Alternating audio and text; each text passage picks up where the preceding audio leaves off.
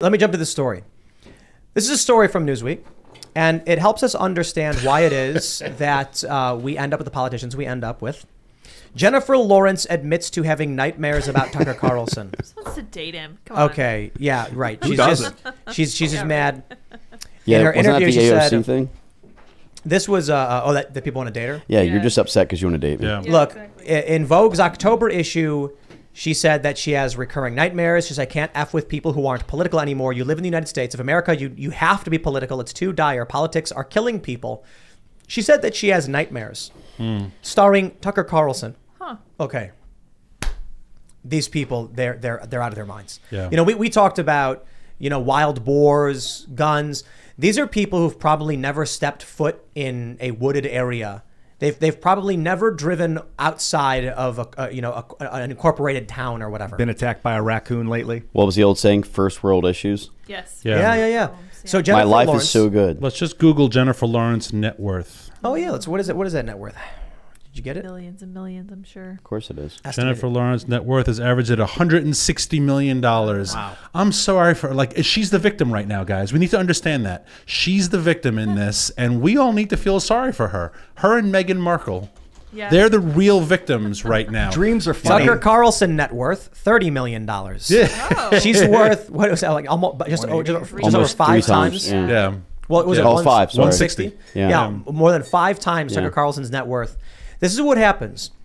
This is, man, people who are extremely powerful and wealthy, but it's the Hunger Games. It's Capital City. Yeah. Well, which she actually was Yeah, how the fitting, main yeah. actress. Exactly. There you go. Yeah. It's ironic, isn't it?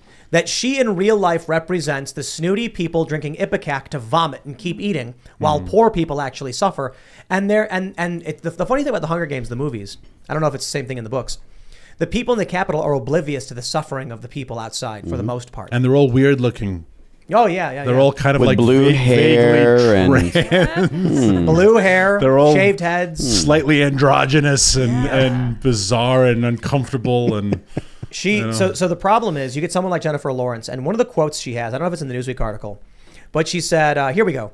Quote, "It breaks my heart because America had the choice between a woman and a dangerous, dangerous jar of mayonnaise." And she said, and they were like, well, we can't have a woman. Let's go with the jar of mayonnaise. Sure, I don't want to disparage my family, but I know that a lot of people are in a similar position with their families. How could you raise a daughter from birth and believe she doesn't deserve equality? How? That is not why Donald Trump won.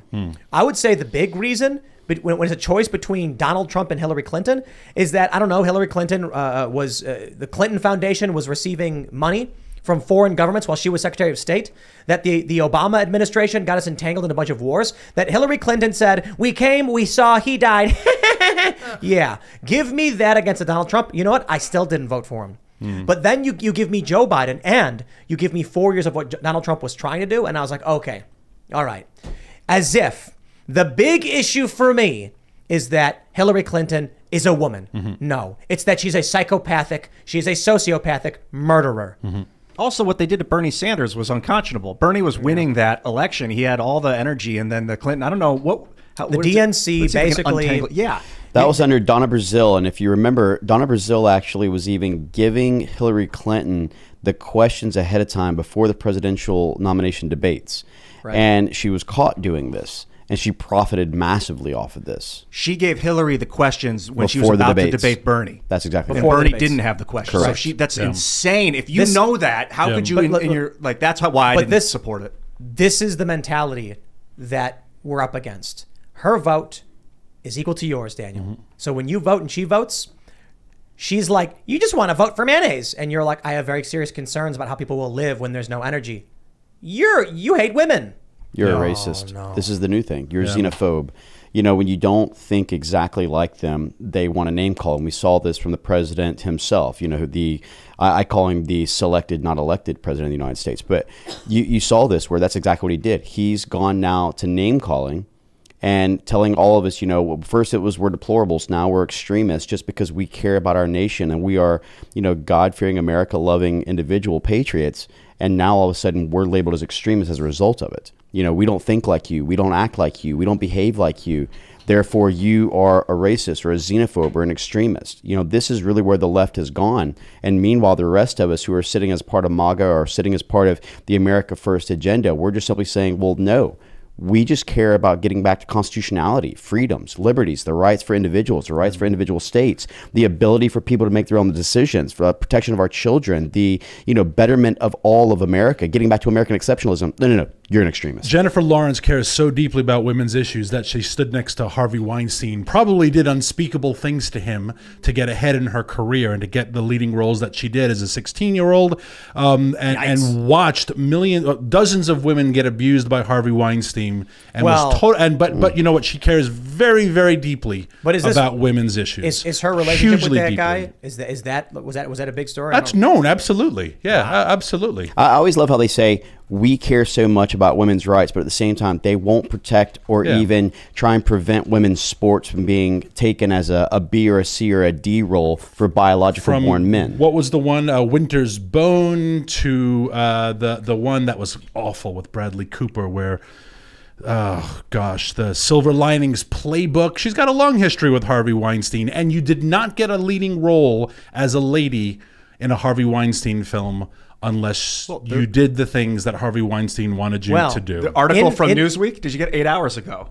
Jennifer Lawrence addresses rumors she effed Harvey Weinstein. That's the same interview she did. In the interview she did with Vogue, she said is not true. I'm sure she says no. Of course not. It's not true. Of course she's going to say it's not true. You know what I think? What is she going to come out and say it's truthful? Well, the only reason people are saying it is because they hate women. I think about women's rights and black rights and trans rights. I think of like human rights. Like we shouldn't be arguing about who gets the better bedroom in the slave quarters. It should be about let's not be slaves, people. It doesn't matter who you are. That's a great line. That was great. That's a very good line. Yeah, I am sick and tired of people glomming on to whatever they think their unique qualifier is that makes them a victim when they are the most privileged. Who in the world has more privilege than Jennifer Lawrence? If we lined up all 330 million Americans in privilege order, where do you think Jennifer Lawrence ranks? Does she rank? I mean, you're definitely higher than I am. But $160 million. But I mean, think about it. This idea of self-victimization is what the left has gone towards. And it's the same with Meghan Markle, who gave another interview yesterday about how hard her life is, the little princess, right? This nonsense that we're always victims because victimhood is very, very sellable. Well, to correct you, I think she's a duchess. But I mean, at what point you've won an Oscar and you're worth $160 million? Serious. At what point can you just shut the hell up and say, you know what, my life's been great? But look, this happens all the time, though. I mean, look at your athletes who. Big deal. Look, you got athletes, and you've got people who've gone to the ranks of political elites who want to talk about how there's this systemic racism that exists, and there's this glass ceiling. It's wait a second. You're one of the leading figures, whether it's in politics or whether it's in celebrity status. How did that glass ceiling impact you? How did that systemic racism prevent you from becoming the vice president of the United States? Or how did that prevent you from becoming one of the wealthiest talk show hosts in the world or one of the wealthiest, basketball players? But yet you want to talk about how you're so disenfranchised. Because the real victims in society don't have a voice. And it is the job of a just society to elevate those people. Like what I was just saying about electricity. Well, the most abused people in the green blackouts are going to be people who are voiceless and powerless, and no one will stand up for them. The most abused people clearly are celebrities worth 10 figures. How many? 9 figures? They've been treated so horribly. Yeah. And Joe Biden, ask him. He'll always tell you how hard his life was. He and 80% of his friends all have cancer, right? He'll tell you that. Wraps up her day of work where she's pretending to be somebody else. Granted, she's good at it. Good for her. Yeah, she wraps up her day at work and then probably hangs out in an infinity pool with like rare imported escargot or other nonsense. Like, come on.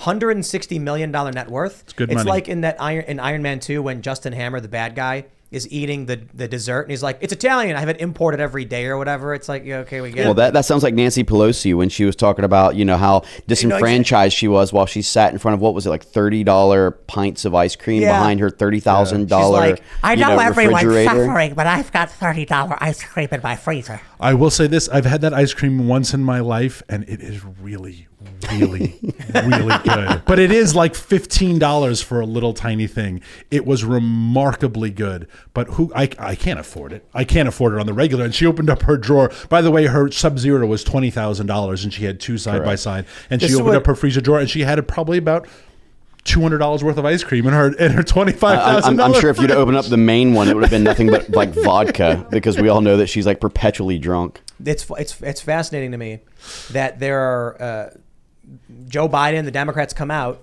and they're like, Republicans are just mad the IRS agents are going to go after billionaires. It's like, dude, 87,000 agents aren't needed to go after like 500 billionaires. Yes, around 479 or so. Yeah. And if you're going to go after millionaires, I think there's like 30,000 or something like that. Right.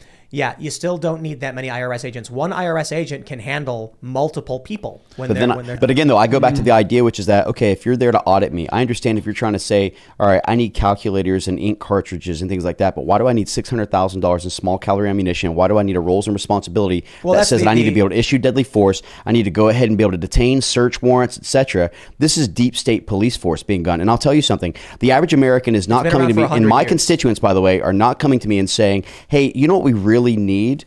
We need 87,000 more IRS agents. You know what they're saying? We need to secure our borders. We need to get our energy prices under control. I need to make sure that I am protecting my children in the schools. I need to make sure that our economy and our inflation gets under control. The everyday American wants affordability and safety. They don't care about getting 87,000 IRS agents. And this just shows the tone deaf, self-vilifying, effect of the left and the liberals that are basically saying, no. You don't understand, in 20 to 30 years, this is going to benefit you. The IRS Criminal Investigative Service, I think it's something like that. It's been around for like 100 years. But I think it's important to point out, a lot of people made it seem like the buying the bullets was a rare or new thing. It happens all the time. And that's something y'all need to pay attention to. Mm-hmm. They don't need those bullets for billionaires. Agreed. They're not going to Jeff Bezos' house with guns. They're going after, now to be fair, drug dealers. Yeah. But they're going after people who, there was in one of the training sessions they did, it was a guy who owned a landscaping business who didn't report a lawnmower or something like that. In that, that video where they're like, they walk up to a guy and they'll have the guns and they're doing the training. They're going up to a small business owner. They're not practicing going after cartels or anything. But Tim, like they've that. also learned that it's easier to force you to comply at the end of a barrel than it is from the end of an ink pen. And that's what we all need to be concerned here. And I'll tell you something. I mean, going back, I think in 1913, it was probably one of the worst years for our Constitution because, one, we had the 16th Amendment, which was federal income taxes, and the 17th Amendment, which actually, stopped our U.S. senators from actually being elected by our state legislators, which actually controlled federal overgrowth and the violations of our 10th Amendment. But, I'm one of those guys that, why should I be taxed on the hard work that I've earned or the investments? Why couldn't it be on consumer and fair tax? Why can't we go to something like this, which actually makes sense for every individual? But not only this, why can't we reduce federal government? When it comes to the IRS or the ATF or the DOE or any of these, and that's Department of Education, by the way, not energy. But my whole point is you can reduce energy department too. But my whole point useless. is that federal overgrowth and the weaponization of these departments and agencies will be the death of America. The 87,000 agents are going to do so much damage to the daily commerce that we do as a country. It is not strange. And Venmo was very convenient for just getting rid of like checks and paper and cash. But it was not hard to bring X number ahead of cattle and swap $40,000. And I'll keep that 40 grand in my Venmo because I know tomorrow I'm going to do it on some, and I don't really have the 40,000. Right. I'm holding it for a little while until I get the cows back from auction and then the Venmo. But if I have IRS agents, they're going to be like, what was this $40,000? And that's exactly what but now it sounds $600. What's this What's this $4,000 you have on Venmo? Well, it wasn't really a profit. It was a transaction that was taking 2 weeks and it's going to disappear. Doesn't matter where your taxes on it. They tried implementing that policy or that law about tracking $600 transactions or more in That's a year. That's what I'm referring. Like that. Yeah. They're not going after billionaires, dude. Correct. Well, we already know that 75% of last year's audits were people that was making less than 100 grand a year. Yeah. So the idea that they're getting these 87,000, IRS agents, it baffles my mind when I think about the fact of what that costs and why we're not allocating that money to things like securing our borders or increasing our law enforcement so we can get increased criminality under control, or the fact that we're 12 to 15,000 recruitment short for our armed services. Why aren't we looking at things that actually matter to the everyday American? And the reason why? Because the government wants to steal every penny they have out of your pocket. I think it's a slow motion demolition. I mean, they're just the military, for instance. The recruitment, who wants to join a woke military? Yeah. No one does. They're worried about pronouns, CRT, inclusiveness, diversity, instead of the things they need to be worried about, which is increased lethality, readiness, and preparedness. You know, that's the things that I focused on when I was in the military. Yeah, but if you're one of these people who, like that woman from the Guardian article who's like, I would never survive, she's the kind of person running the military these days. Thanks for checking out this segment from the Timcast IRL podcast. But if you want to check out the full show live, tune in Monday through Friday at 8 p.m. And if you want more special access content, head over to timcast.com and become a member. Your membership helps sustain this company, keep our journalists employed, makes this show happen, and you will get access to exclusive members-only segments of the Timcast IRL podcast, and there's a massive library to check out. So again, go to timcast.com or tune in Monday through Friday at 8 p.m., and we'll see you all there.